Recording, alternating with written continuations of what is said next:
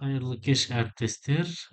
Бүгін мен сіздерге мына күнделік кейзетте сыныптағы оқушылардың ата-аналарымен қалай біріктіру керек екенін көрсететін боламын.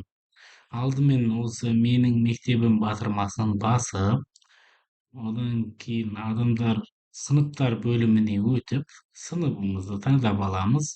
Одан әрі адамдар бөлімін басамыз және бізге керекті оқушының қаламын басамыз. Одан кейін туысқандар бөліміне өтеміз. Әрі қарай туысқанды қосу.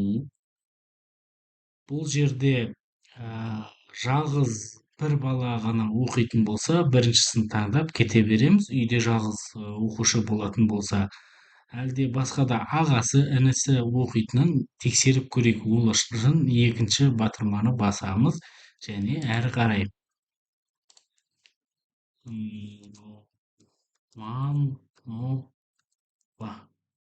іздеп көрейік.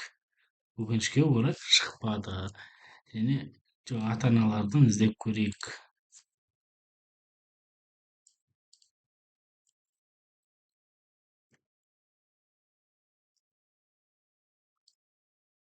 Бар екен. Романова Гаухар. Бұл жерде ағасы немесе інісі мектепте оқиды. Үстінен басамыз және туысқандық түрін таңдаймыз. Анасы, әжесі, өгей ана, қамқоршы, қорғаншы дегендей.